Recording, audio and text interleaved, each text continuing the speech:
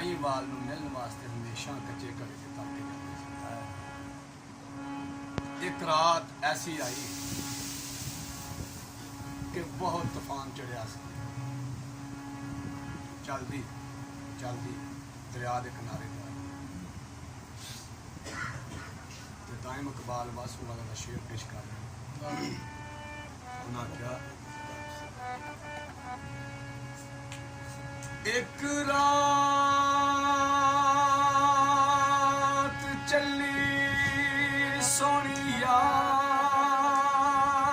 ਵੱਲੇ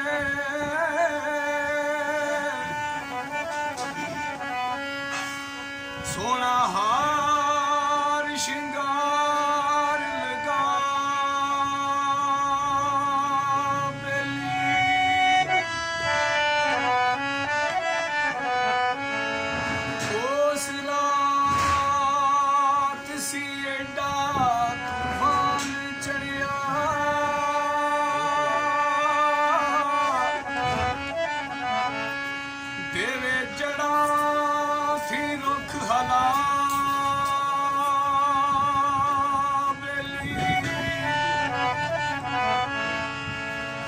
ਬਿਜਲੀ ਬੱਦਲਾਂ ਦੇ ਵਿੱਚੋਂ ਕੜਕ ਪੈਂਦੀ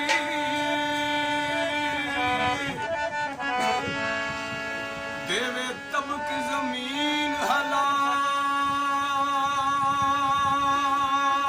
ਬੇਲੀ ਤੇ ਆਖਰ ਪਹੁੰਚ ਜਾਂਦੀ ਉਸ ਜਾ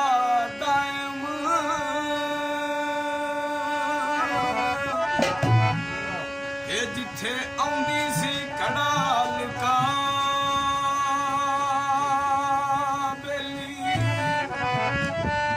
ਆਖਰ ਪਹੁੰਚ ਜਾਂਦੀ ਉਸ ਜਾ ਦਾਇਮ ਜਿੱਥੇ ਆਉਂਦੀ ਸੀ ਕੜਾ ਲੁਕਾ ਬੇਲੀ ਤੇ ਜਦੋਂ ਬੂਟਿਆਂ ਦੇ ਵਿੱਚੋਂ ਘੜੇ ਨੂੰ ਚੁੱਕਿਆ ਤੇ ਘੜਾ ਪੱਕੇ ਦੀ ਥਾਂ ਕੱਚਾ ਗਿਆ। ਇੱਕ ਪਾਸੇ ਕੱਚਾ ਘੜਾ ਦੂਸਰੇ ਪਾਸੇ ਯਾਰ ਦਾ ਇਸ਼ਕ।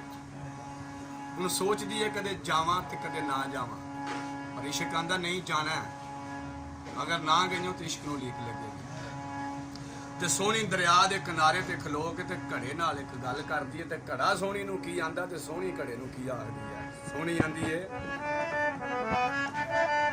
ਮੈਨੂੰ ਪਾਰ ਲੰਘਾ ਦੇਵੇ ਘੜਿਆ ਮਿੰਨਤਾਂ ਤੇਰੀਆਂ ਕਰਦੀ, ਮੈਨੂੰ ਪਾਰ ਲੰਘਾ